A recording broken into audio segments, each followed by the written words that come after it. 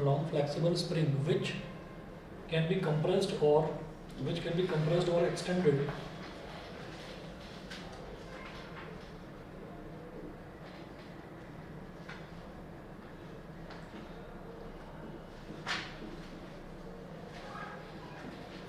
a long flexible spring which can be compressed or extended easily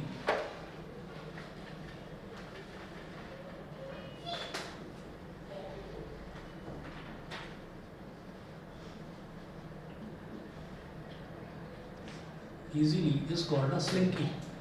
Slinky, SLINKY is called a slinky.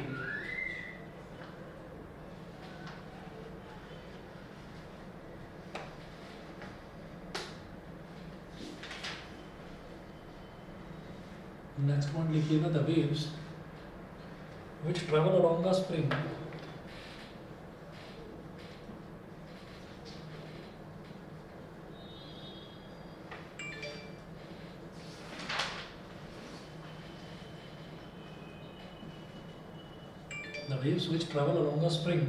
Bracket में लिखें और slinky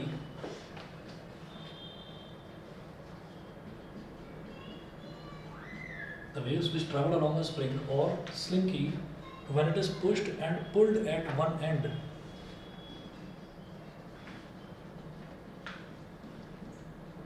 when it is pushed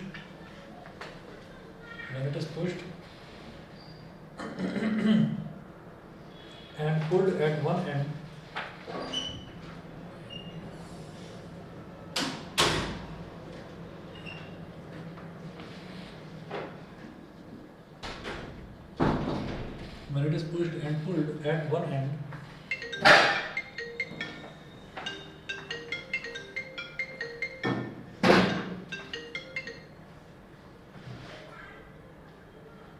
when it is pushed and pulled at one end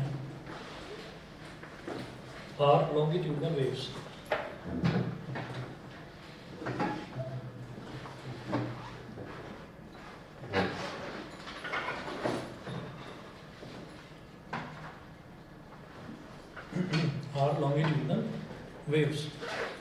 अब इसमें एक diagram बनाएंगे हम।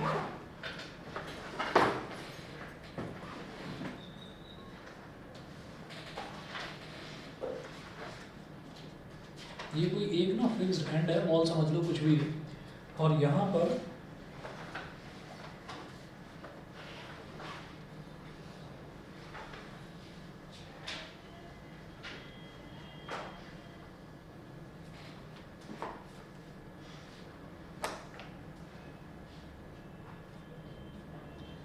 इस तरीके की एक स्प्रिंग है और उसको ना एक साइड से तो फिक्स कर रखा है और एक साइड से इसको ऐसे फ्री छोड़ रखा है। तो हमने ये कहा कि ऐसी अगर कोई स्प्रिंग होती है ना, एक लंबी स्प्रिंग और फ्लेक्सिबल स्प्रिंग, जिसको मतलब हम कंप्रेस भी कर सकते हैं और एक्सपैंड भी कर सकते हैं, तो ऐसी स्प्रिंग को हम स्लिंकी बोल देते हैं, SLINKY, स्लिंकी। ठीक, अच्छा अब क्या करेंगे,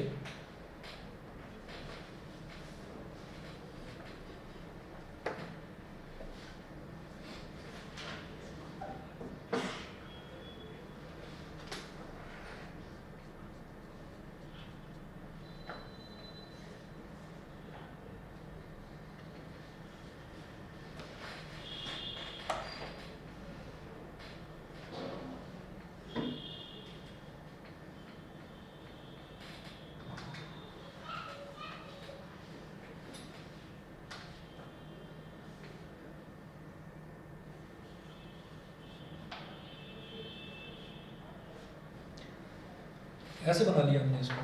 तो जहाँ पर ये जो स्प्रिंग है ये थोड़ा नज़दीक है, तो इसको तो हम बोलेंगे कंप्रेशन, कंप्रेशन को तो बोल देते हैं C। और जहाँ पर थोड़ा खुला खुला है इसको बोल देंगे R इज फॉर रेयरफेक्शन। फिर अगेन इसको, हाँ गुड इवनिंग, है ना, ये C हो गया, ये R हो गया, फिर ये C हो गया और फिर ये R हो गया। ठीक है, अब आप इसको लिखेंगे A पार्ट करके, दो पार्ट्स आप लिखेंगे, A पार्ट करके लिखेंगे, है ना। और इसमें यहाँ ये जो मैंने स्प्रिंग बनाई है, स्लिंकी बनाई है, इसको लिखें आप नॉर्मल पोजीशन ऑफ स्लिंकी। हाँ तुम यार बिना बताए छुट्टी पे लेते हो, पिछली क्लास में थे नहीं, कोई मैसेज करता हूँ हाँ रिप्लाई नहीं, कुछ भी। फ़ोन खराब है। मैंने मम्मी वाले फ़ोन पर भी करा था, उस पर से भी रिप्लाई नहीं आया। हाँ स्कूल में कुछ बात अच्छा, क्या सब ठीक है? ठीक ठाक टीचर से वाटर बॉटल थी, हाँ वाटर बॉटल के स्मार्ट वाटर था, मैं पीने पता नहीं था स्मार्ट वाटर है। मैं भाई मैं पी रहा था, मुझे पूरा पी चल गया तुम्हारा?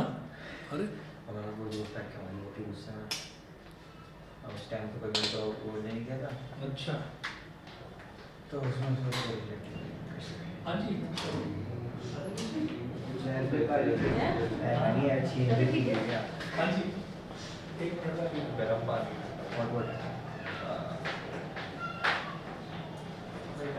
बॉटल कौन सी स्टील की मैं वाली टी शर्ट मैं को भाई मैंने भी क्लास में पूछता है सिंगल पीस स्टील की बॉटल, ओ स्टील की bottle, oh my God everything is steel. मैं कहाँ घूम रहा है डोंट बी रिमेंबर 70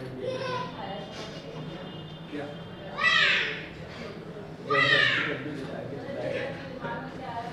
मैं तो वीकेंड पे आता हूँ चैटिंग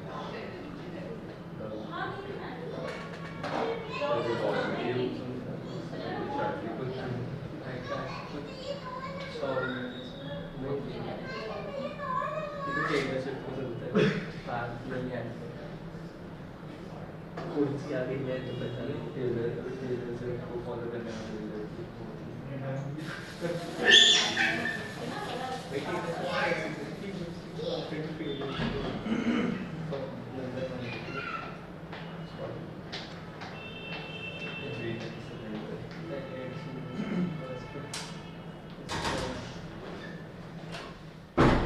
बॉटल तुमने फेंक दी फिर? मैंने हाँ अच्छा फिर? घूमने आई हाँ तो घर वाले तो स्कूल अच्छा मिले अच्छा, पर चेहरा तो ठीक है तुम्हारा? वो ठीक हो गया ना। अच्छा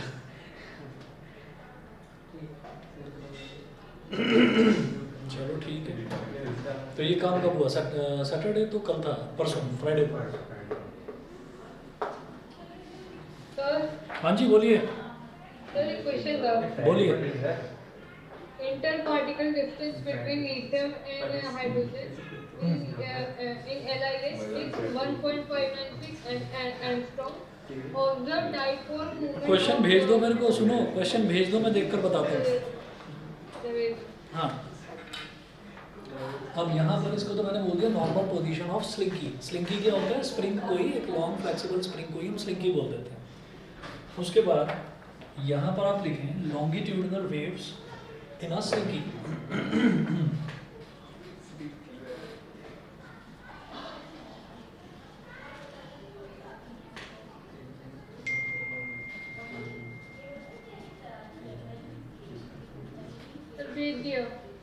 अभी देख रहा हूँ बेटा, पहले ही नोट कर लो। अच्छा अब इसमें लिखिएगा ए part,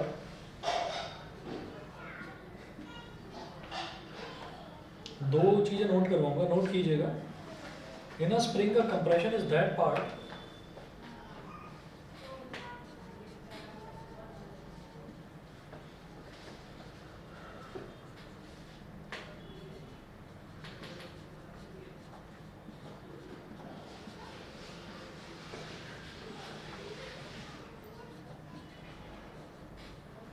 in a spring the compression is that part in which the coils or turns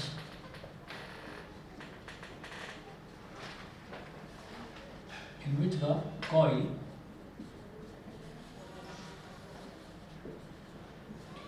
in a spring the compression is that part in which the coil or turns are close together than normal, are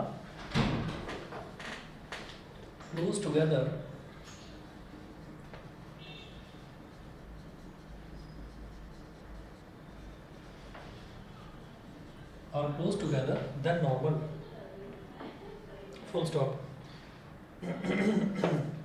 In the above figure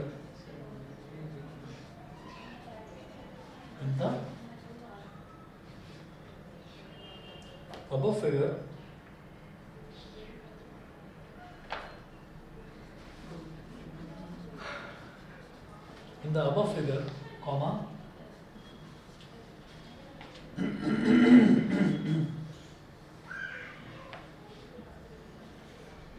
in the above figure, comma, the regions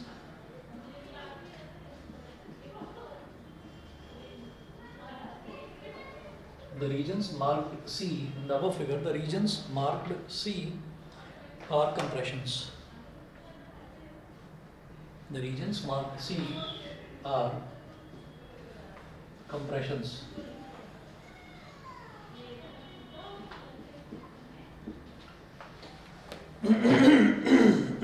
और compressions. फिर B note कीजिएगा.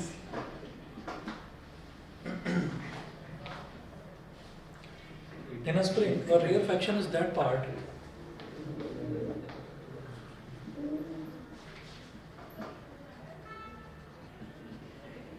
in a spring, comma, a rarefaction is that part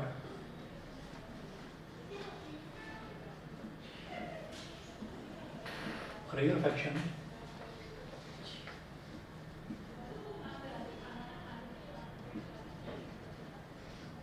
in a spring, a rarefaction is that part in which the coils or turns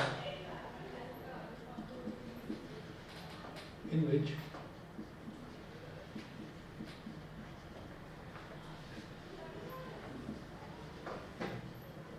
the coils or turns are farther apart than normal.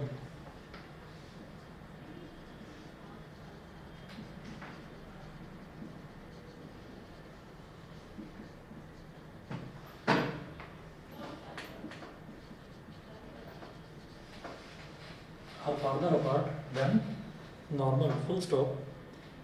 In the above figure, the regions marked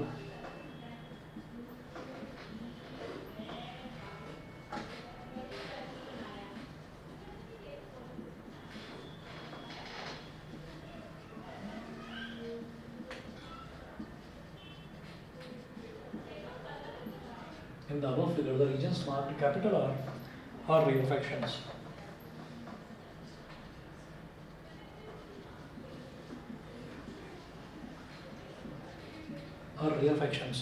तो जब हम किसी ना छोटे से spring की बात करेंगे, ज़्यादा बड़े स्प्रिंग की बात नहीं करेंगे, तो उसमें क्या होगा कि जब हम स्प्रिंग को दबाएंगे तो स्प्रिंग को दबाने से क्या होगा कि पूरा का पूरा स्प्रिंग कंप्रेस भी होगा और फिर जब रिलीज़ करेंगे तो पूरा का पूरा स्प्रिंग जो है वो नॉर्मल पोजीशन में भी आएगा. ऐसा होता है.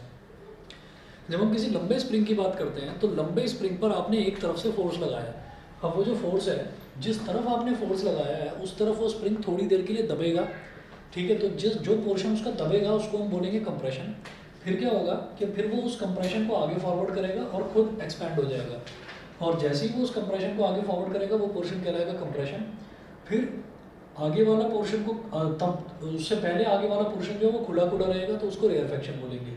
तो इस तरीके से जो कंप्रेशन है ये धीरे धीरे करके आगे बढ़ता है और फिर वापस लौटता भी है. इसका हम एग्जांपल अलग तरीके से ले सकते हैं. हम ये कह सकते हैं कि जैसे कभी भी आप ये देखें कि कोई नदी है या कोई स्विमिंग पूल है. स्विमिंग पूल में जो पानी है ना वो स्टिल वाटर रहता है, शांत रहता है. स्विमिंग पूल में पानी फ्लो तो नहीं करता ना, जैसे नदी होती है या समंदर होता है तो उसमें पानी फ्लो करता है, लेकिन स्विमिंग पूल में पानी स्टेबल रहता है. तो अब उसमें क्या करें कि उसमें अगर मान लीजिए हमने कोई पत्थर ड्रॉप कर दिया, कोई पत्थर फेंक दिया उसमें हमने, तो क्या होगा कि हमको सर्कुलर रिपल्स वो ऐसे खुलती हुई जाती हुई दिखाई देंगी. और फिर क्या होगा कि जैसे ही वो आखिरी कोने पर टकराएंगी तो टकराने के बाद फिर वो वापस भी आएंगी. तो वही चीज़ है कि आपने इसमें एक फोर्स अप्लाई कर दिया, तो जहाँ जहाँ से ये स्प्रिंग आपको खुला खुला दिखाई देगा आप ये कहेंगे कि वो वाला पोर्शन इसका है रेयरफैक्शन वाला पोर्शन. और जहाँ जहाँ पर वो थोड़ा कॉइल्स जो हैं वो थोड़ा क्लोजली नज़दीक दिखाई देंगी तो उनको पोर्शन को हम बोलेंगे कंप्रेशन. तो ऐसी वेव जो ऐसे सीधी लाइन में जाती है, हॉरिजॉन्टल जाती है, ठीक है, तो उसको हम क्या बोलते हैं, उसको हम बोलते हैं लॉन्गिट्यूडनल वेव. और इसमें आप ये देखिएगा कि ये स्प्रिंग कंप्रेस हो रहा है यानी कि ऐसे भी हो रहा है और ये एक्सपैंड हो रहा है यानी कि ऐसे भी हो रहा है. इसका मतलब हॉरिजॉन्टली ये वेव ऐसे ऐसे वाइब्रेट भी कर रही है और आगे की तरफ भी जा रही है. तो ऐसी वेव्स जो हॉरिजॉन्टली वाइब्रेट भी करती रहें और आगे भी बढ़ती रहें, उनको हम क्या बोलते हैं, लॉन्गिट्यूडनल वेव्स. तो लॉन्गिट्यूडनल वेव्स का सबसे अच्छा एग्जांपल यही है, स्लिंग की. इसी तरीके से अगर हम बात करें, जैसे ये मैंने एग्जांपल लिया इसके अलावा हम दूसरा एग्जांपल ले सकते हैं कि हमने दीवार पर एक नेल लगा दी, एक कील लगा दी, हुक लगा दिया, बल्कि एक उस हुक में हमने एक वायर को बांध दिया, ऐसी मतलब फ्लेक्सिबल वायर है, तो उसको हमने बांध दिया। अब उसको, और फ्लेक्सिबल वायर आप मान लीजिए ऐसा जैसा वो स्किपिंग रोप वाली वो रोप होती है ना, तो वो वाला वायर है, तो वो काफ़ी फ्लेक्सिबल वायर होता है। तो उसको एक कॉर्नर पर हमने बांध दिया, बांधने के बाद दूसरे कॉर्नर को हमने हाथ से पकड़ लिया और हमने उसको ऐसे ऐसे हिलाना शुरू करा। तो जब हम उसको ऐसे ऐसे हिलाएंगे तो इस तरीके से आपको दिखाई देगा जैसे कि ट्रांसवर्स वेव्स जा रही हों, उनको हम ट्रांसवर्स वेव्स बोलते हैं। मतलब लगेगा ऐसा कि वो वेव ऐसे ऐसे ऊपर नीचे वाइब्रेट कर रही है, ऐसा लगेगा कि वो वेव्स इस तरीके से ऊपर नीचे वाइब्रेट कर रही हैं, और अल्टीमेटली ऐसा भी दिखाई देगा कि जैसे वो वेव्स आगे की तरफ बढ़ती जा रही हैं। तो उनका वाइब्रेशन कैसे हो गया, वर्टिकल डायरेक्शन में up down up down up down, ठीक है, और मोशन कैसा हो गया, हॉरिजॉन्टली फ्रंट की डायरेक्शन में मोशन होता है उनका, ठीक है। तो इनको तो बोलते हैं ट्रांसवर्स वेव्स। और जहाँ पर जो वाइब्रेशन है, वाइब्रेशन ऐसे ऐसे होता जाए और वो ऐसे ऐसे आगे बढ़ती हुई चली जाए, तो उसको हम ये बोलेंगे कि अपनी ही पोजीशन के आगे पीछे, जिसको बैक एंड फोर्थ बोलते हैं, वाइब्रेशन हो रहा है और अल्टीमेटली वो आगे की तरफ बढ़ते जा रहे हैं। तो वो जो डिस्टर्बेंस आगे की तरफ बढ़ता है, उस डिस्टर्बेंस को ही हम वेव बोल देते हैं, समझ गए। तो ये तो लॉन्गिट्यूडनल वेव का एग्जांपल हुआ स्लिंकी। उसके बाद ऑनलाइन वाले बच्चे बता दें, क्लियर है ये, बताइए Yes, क्लियर sir. है, ठीक है, So, ठीक है जी। उसके बाद हम इसका एक और एग्जांपल देखेंगे, जैसे ये वाला था ना, इसको तो आप ऐसे ना फर्स्ट लिख दीजिए, फर्स्ट मेंशन कर दीजिए, क्योंकि क्या है कि स्लिंकी पर क्वेश्चंस बन जाते हैं, और कई बार थ्योरेटिकल क्वेश्चन भी बनता है, कई बार कंसेप्चुअल भी पूछ लेते हैं कि उसमें आप बताइए कंप्रेशंस कहाँ पर है, रेयरफैक्शंस कहाँ पर है, तो डायग्राम बनाकर आप बताएंगे। सेकंड,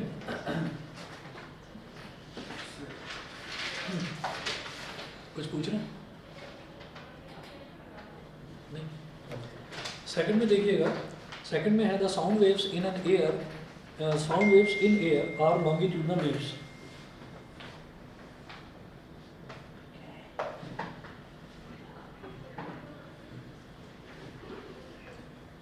यश अभी देखूंगा तुम्हारा डाउट भी।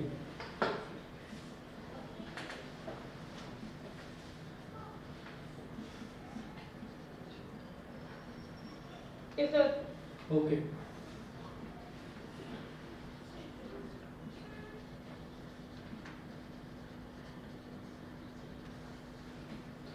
The sound waves in air are longitudinal waves. तो जो एयर में साउंड वेव्स होती हैं वो भी लॉन्गिट्यूडनल वेव्स की कैटेगरी में ही आती हैं।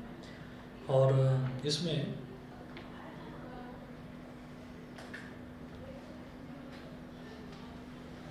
एग्जाम्पल लिखेंगे,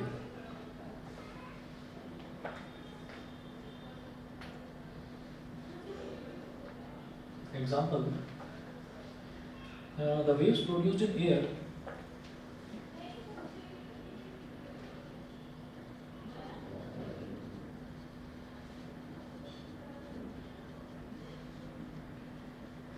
the waves produced in air when a guitar wire, the waves produced in air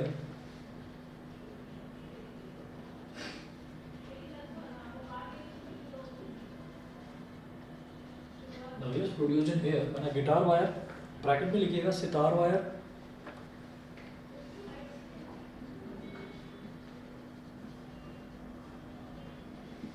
sitar wire comma tanpura wire, sitar wire क्या होता है?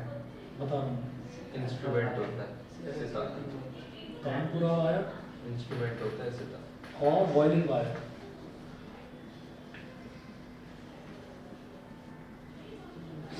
ये सारे के सारे जो इंस्ट्रूमेंट्स हैं ना, म्यूजिकल इंस्ट्रूमेंट्स हैं, ये सारे के सारे स्ट्रिंग वाले म्यूजिकल इंस्ट्रूमेंट्स हैं। जैसे गिटार आपको पता होगा, गिटार क्या होता है, गिटार, हाँ जी बोलिए।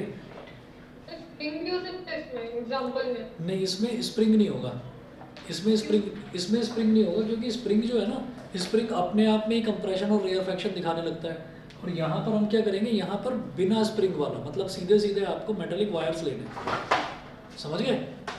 तो बट उसके वजह से भी तो लाइक वेव्स प्रोड्यूस होंगे ना, क्योंकि वेव्स तो प्रोड्यूस होगी, वेव्स तो प्रोड्यूस होगी, वो तो मैंने मान लिया। लेकिन क्या है कि मैं अभी बताता हूँ, उसमें क्या है कि जैसे कि स्प्रिंग है, स्प्रिंग में तो वेव हमारी ऐसे सीधे सीधे जाएगी। और जब हम बात करेंगे गिटार वायर की, तो गिटार वायर ऐसे होता है कि भाई इस तरीके से गिटार बना हुआ है,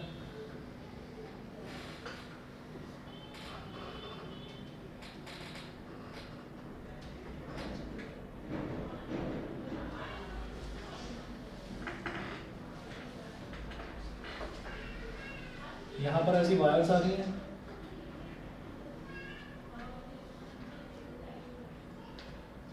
और इसको यहाँ से ना स्ट्रिंग को प्लग किया जाता है। तो जब स्ट्रिंग को हम प्लग करते हैं, हम स्ट्रिंग को कंप्रेस नहीं करते। अगर हम स्ट्रिंग में, अगर इसमें स्ट्रिंग में ऐसे लॉन्गिट्यूडनली मतलब लेंथ के अलॉन्ग अगर हम फोर्स लगाएंगे तो तब तो वो वाला ये वाला एग्जांपल हो जाएगा आपका स्प्रिंग वाला। तो अगर मैं स्प्रिंग लूँगा ना तो वो म्यूज़िक प्रोड्यूस नहीं हो पाएगा। अच्छा, जो म्यूज़िक प्रोड्यूस हो रहा है उसमें क्या है कि उसमें जो ये वायर्स हैं, इन वायर्स का सिर्फ इतना काम है कि आसपास जो एयर है ना, ये एयर में कंप्रेशन और रेयरफेक्शन प्रोड्यूस कर देती है एयर के मॉलिक्यूल्स में।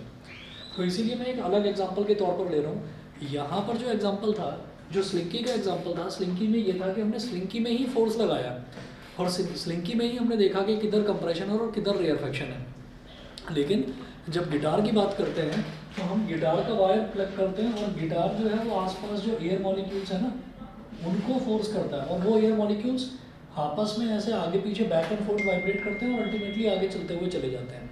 मेरी बात समझ में आ गई कि इसमें, और ये स्ट्रिंग जो है इसकी ये बिल्कुल टाइट होती है, ये अगर लूज छोड़ेंगे और उसको फिर हम प्लग करेंगे तो म्यूजिक प्रोड्यूस नहीं हो पाएगा। बताओ समझ गए कि नहीं? Yes sir. ठीक है, यश बोलो। हाँ सर। ठीक है, अच्छा अब आप देखिएगा यहाँ पर है the waves produced in air, वरना guitar wire, sitar wire. Sitar क्या होता है कि सितार में जो ये नीचे वाला पोर्शन होता है ना, ये नीचे वाला पोर्शन गिटार में ऑलमोस्ट फ्लैट सा या थोड़ी सी विड्थ उसमें होती है जो गिटार होता है।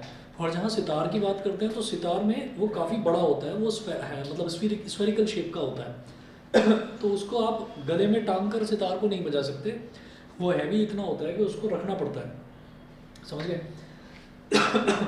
जो तानपुरा होता है, तानपुरे में दोनों जो साइड्स हैं, मतलब ऊपर वाली साइड भी और नीचे वाली साइड भी, जो दोनों साइड्स होती हैं, दोनों साइड्स हैवी होती हैं।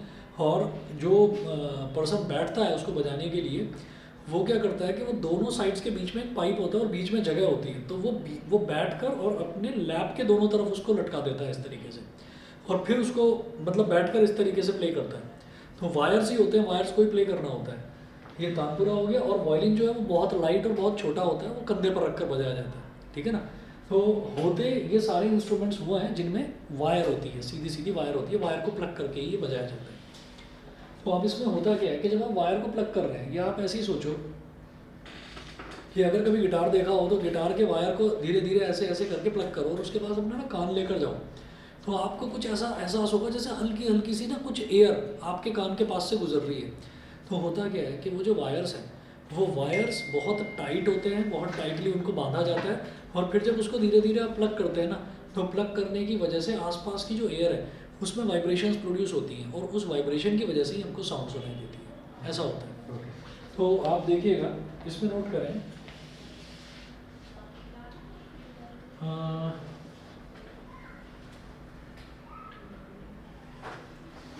सर मैं चीज पूछूं?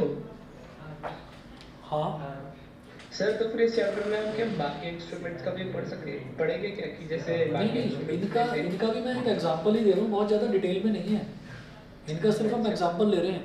हमें तो वेव्स पढ़नी है, तो हम अब लॉन्गिट्यूडनल वेव्स का मैंने एक एग्जांपल लिया स्लिंकी, दूसरा एग्जांपल लिया म्यूजिकल इंस्ट्रूमेंट्स, उसके बाद ट्रांसवर्स वेव्स पर आएंगे। हमें म्यूजिकल इंस्ट्रूमेंट्स नहीं पढ़ना है, वो तो सिर्फ एग्जांपल है, समझ गए? ओके, अब इसमें आप नोट करिएगा, 2 पॉइंट्स लिखवाऊंगा, कंप्रेशन और रेयरफेक्शन इसमें कैसे होता है। 2 पॉइंट्स लिखिएगा, 2 पॉइंट्स लिखने हैं। पहला पॉइंट लिखेंगे, when the vibrating particles come closer to one another,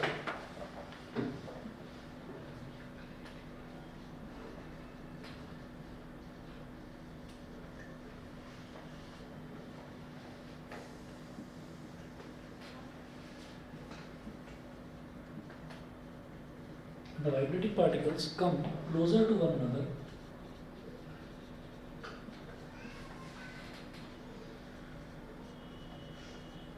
when the vibrating particles come closer to one another,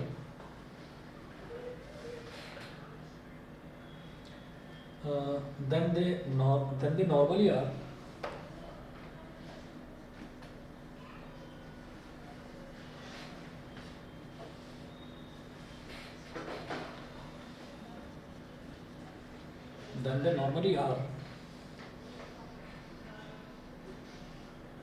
there is a momentary reduction in volume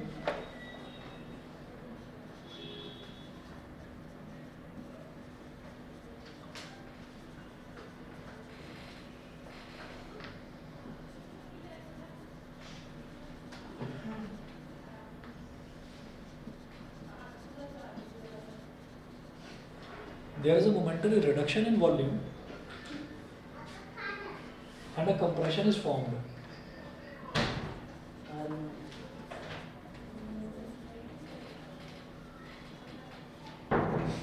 And a compression is formed.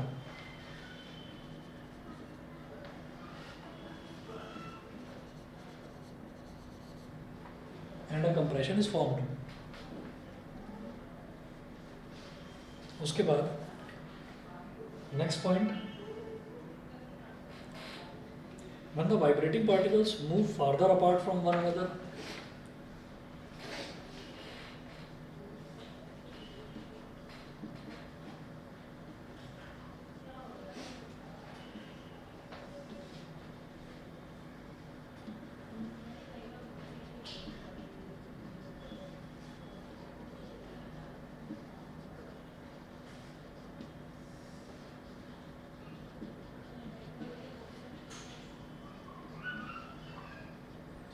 when the vibrating particles move farther apart from one another than they normally are,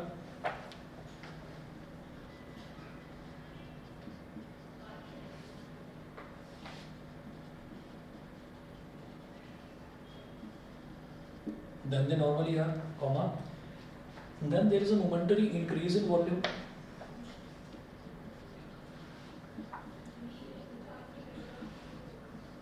Then there is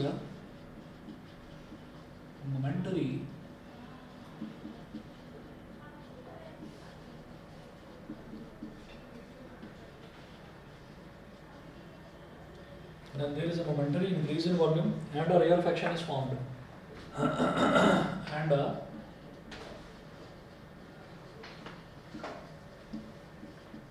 rarefaction is formed.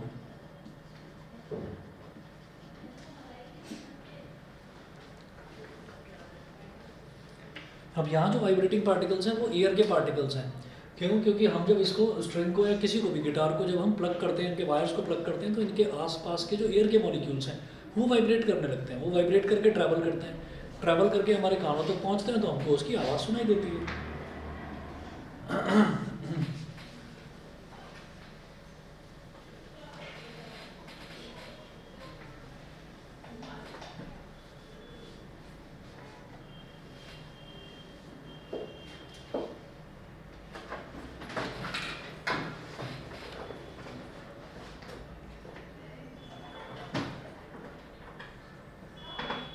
उसके बाद आप note करिएगा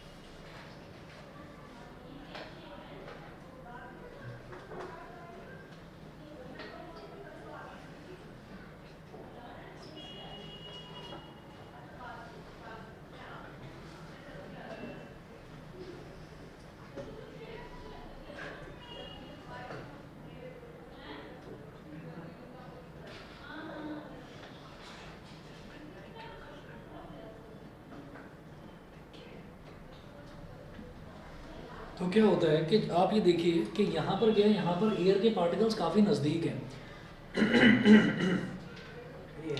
तो हाँ, ये air के particles हैं। आप ये सोच लीजिए कि एयर के पार्टिकल्स हैं और यहाँ पर गिटार रखा हुआ था, मैंने गिटार की स्ट्रिंग को प्लग करा। अब जब गिटार की स्ट्रिंग को हमने प्लग करा, क्या हो गया?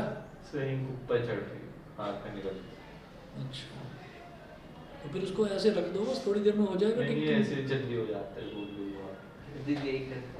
चलो जी, पता नहीं, मैंने कहा पता नहीं क्या गोल गोल घुमाना है इसको।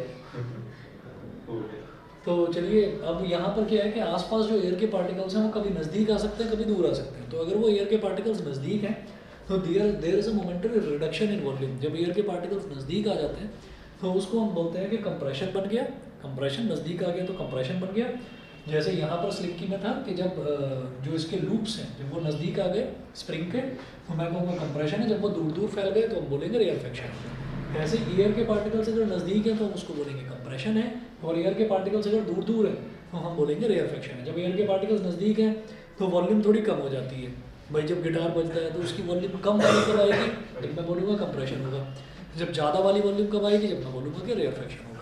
ठीक है, तो यहाँ पर आप लिखिए कंप्रेशन सी, यहाँ पर लिखिए रेयरफेक्शन आर, यहाँ सी, यहाँ अगेन आर। ठीक,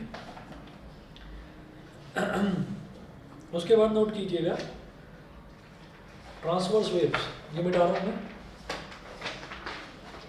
ऑनलाइन वाले बता दें मुझे, समझ में आ गया यहाँ तक? Yes, sir. ठीक Yes, sir. ठीक है,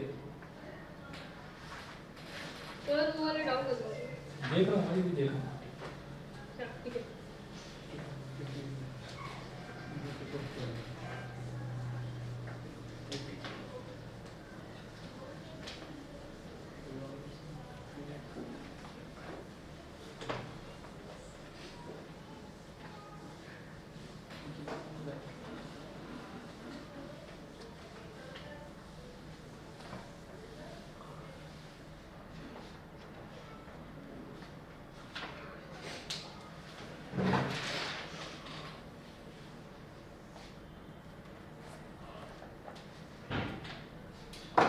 आगे ट्रांसफर यूज करने से पहले जरा इनका डाउट देख लेता हूँ एक बार।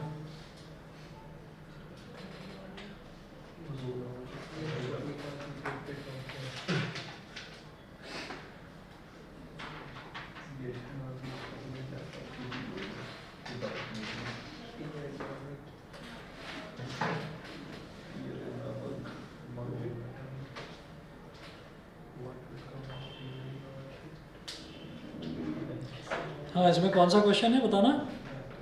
सर इसमें 23 है, second half. Interparticle distance between lithium and hydrogen in LiH is इतना angstrom. Observe dipole moment of LiH. इतना the percentage of ionic character in LiH is. ये dipole moment वाले क्वेश्चन कहाँ से कर लिए तुमने?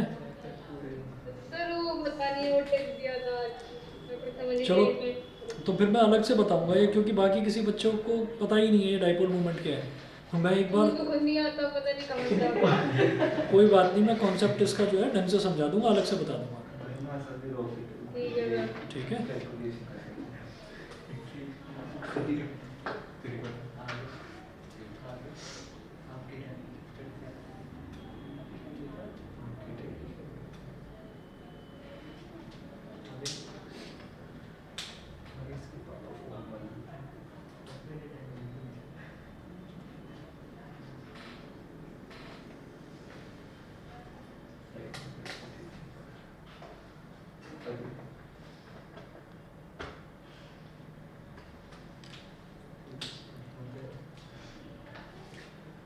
चलिए जी, नेक्स्ट आप लिखेंगे transverse waves.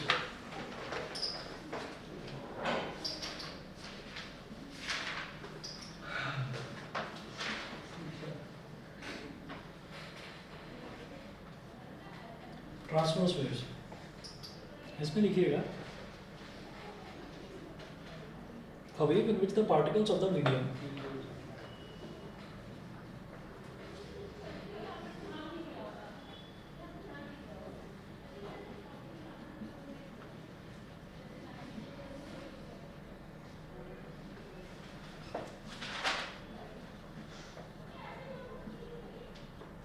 a wave in which the particles of the medium vibrate up and down at right angles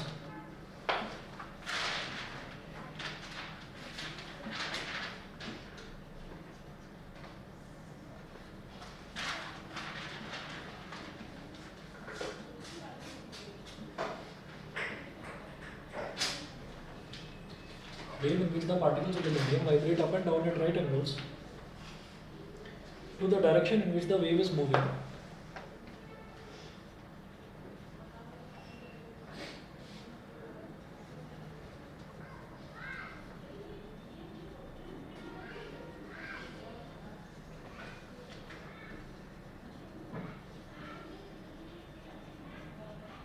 To the direction in which the wave is moving.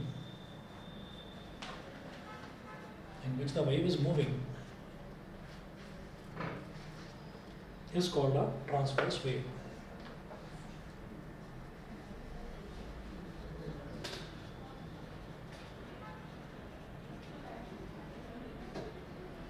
Is called a transverse wave.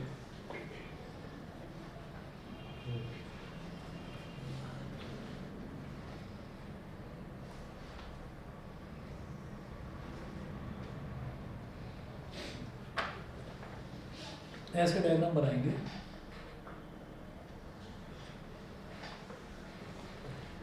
Direction of wave इधर लिख लीजिए P, इधर लिख लीजिए Q, यहाँ लिखें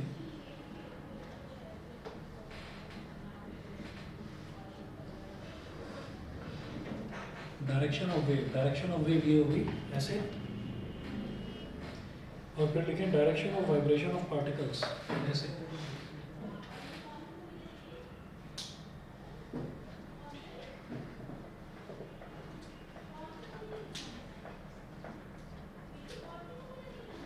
ठीक है, तो direction of vibrations of particles R और S, ऊपर नीचे R और S, डायरेक्शन ऑफ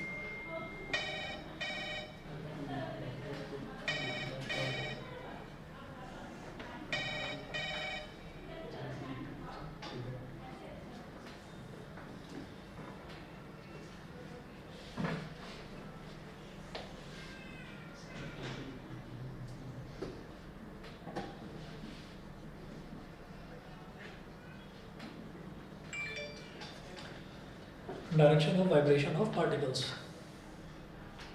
ठीक है, तो जैसा कि हमने देखा कि ट्रांसवर्स वेव में क्या होता है, ट्रांसवर्स वेव वही कि आपने एक जगह एक रस्सी को बांध दिया और ऐसे ऐसे आप उसको ऊपर नीचे कर रहे हैं, तो उससे क्या होगा कि आपको देखने में, अगर कोई साइड में खड़ा हुआ है वो देख रहा है, तो उसको ये दिखाई देगा कि वो जो रोप है वो ऊपर नीचे वाइब्रेट कर रही है, लेकिन ऐसा लगेगा जैसे कि वो जो वेव है, वो जो डिस्टर्बेंस है वो आगे की तरफ चलता जा रहा है।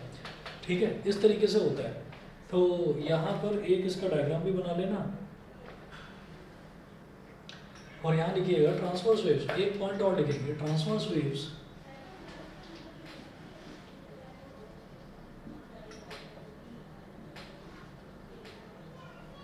transverse waves can be produced only in solids and liquids. Can be produced, transverse waves can be produced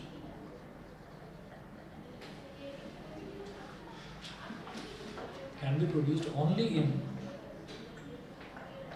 transverse waves can be produced only in solids and liquids, but not in gases.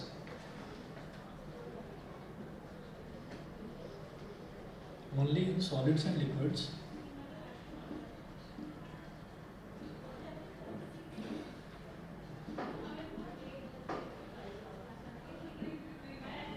can only be can be produced only in solids and liquids, but not in gases. तो इसका मतलब क्या है कि air में नहीं हो सकती है। ठीक है, उसके बाद देखिएगा एग्जाम्पल दो एग्जाम्पल देखेंगे। पहला एग्जाम्पल फर्स्ट में नोट कीजिएगा, the waves produced by moving one end of a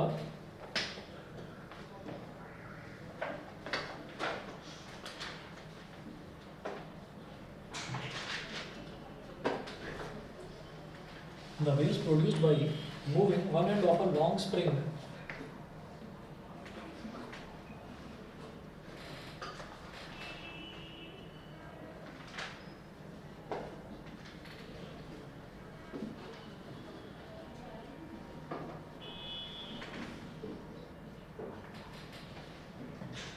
long spring, bracket में लिखिएगा स्लिंगी, up and down rapidly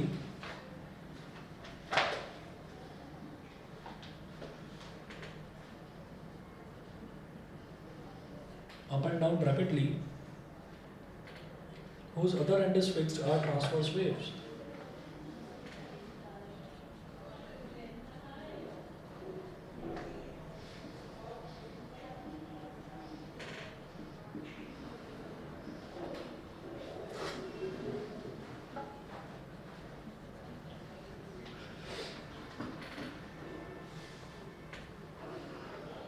whose other end is fixed are transverse waves.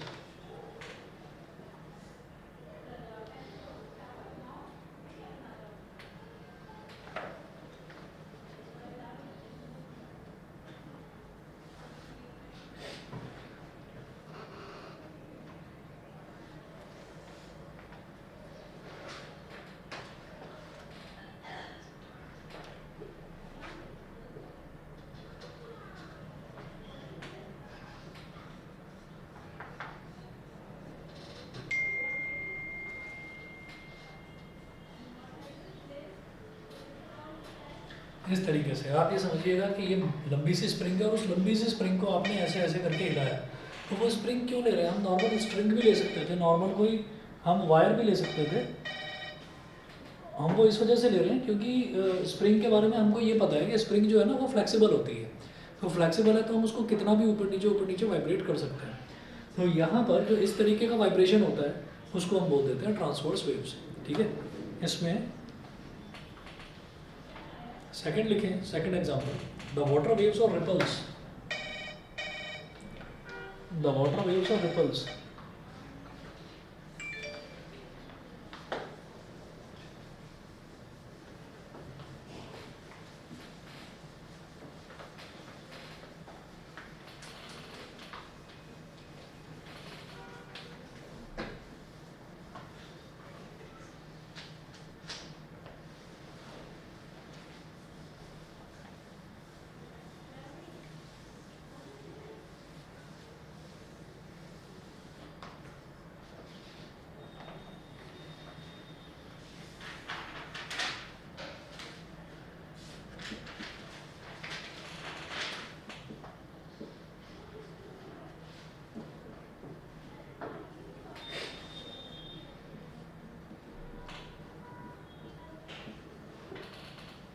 The water waves or ripples What is ripples? formed on the surface of water, huh? The water waves or ripples formed on the surface of water मैं unit to गया था वो इसलिए करके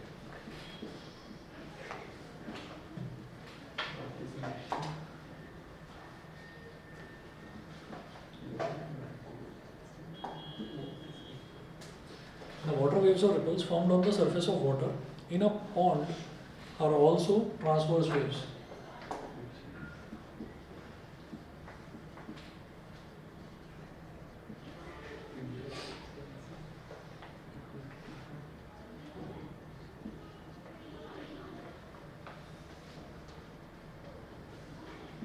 Are also transverse waves.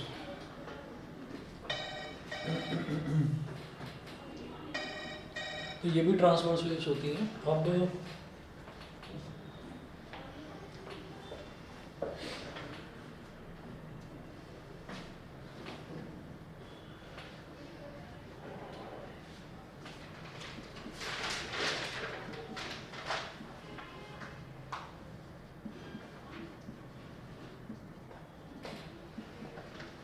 line of zero disturbance,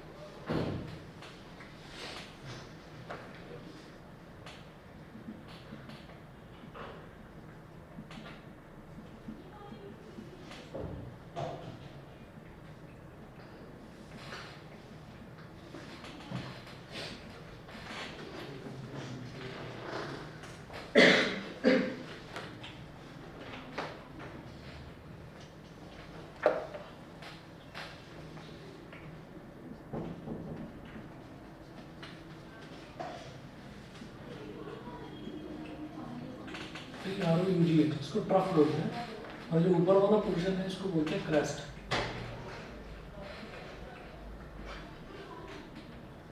तो मैं पानी का एग्जांपल ले रहा हूँ। पानी का एग्जांपल का मतलब ऐसा हो गया कि आप ये देखो कि जैसे अगर मैं ऊपर से देखता हूँ ना, मान लीजिए ये एक पॉन्ड है या एक स्विमिंग पूल है जिसमें पानी जो है वो स्टेबल है, शांत है एकदम। तो उसमें हमने एक पत्थर फेंक दिया, तो पत्थर फेंकेंगे तो एक रिपल बनेगा, जहाँ पर पत्थर फेंका उसके चारों तरफ एक छोटा सा सर्कल बनेगा, फिर एक और सर्कल, फिर एक और सर्कल। मतलब वो जो लहर है वो ऐसे बढ़ते बढ़ते बढ़ते बढ़ते लास्ट तक जाती हुई नजर आएगी। फिर वो जो लास्ट में टकराएगी, टकराने के बाद फिर वो ऐसे ऐसे सिकुड़ते हुए अंदर भी आ जाएगी। तो हम ये कहते हैं कि ये चीज़ तो ऊपर से देख रहे हैं। अब आप ये सोचिएगा कि किसी तरीके से कोई ऐसा अरेंजमेंट हो कि हम यहाँ पर आई रख कर ऐसे देख पाते। तो अगर किसी ने ऐसे पत्थर फेंका तो वो जो वेव्स हैं, वो जो रिपल्स हैं, वो रिपल्स मेरे को ऐसे दिखेंगी। जैसे मान लीजिए किसी ने ऐसे ड्रॉप करा पत्थर, अच्छा अगर आप जोर से पत्थर को फेंकेंगे तो जोर से पत्थर फेंकने से आपको ये दिखाई देगा कि वहाँ पर जो पानी है वो पानी एकदम से ऊपर की तरफ उछलेगा। तो पानी क्या करता है, पानी ऊपर की तरफ उछलता है, तो जब चीज़ ऊपर उछलेगी तो फिर वो नीचे भी जाएगी, तो ऊपर उछलेगा फिर नीचे जाएगा, ऐसे होगा। तो अगर हम यहाँ से देखेंगे ना तो हमको पानी ऐसे ऊपर नीचे पानी की एक वेव अपनी तरफ चलती हुई दिखाई देगी। अगर हम स्विमिंग पूल को ऊपर से देख रहे हैं, तो अगर हम ऊपर से देख रहे हैं तो क्या होगा, तब तो हमको सर्कुलर वेव्स ऐसे ट्रैवल करती हुई दिखाई देंगी, ठीक है।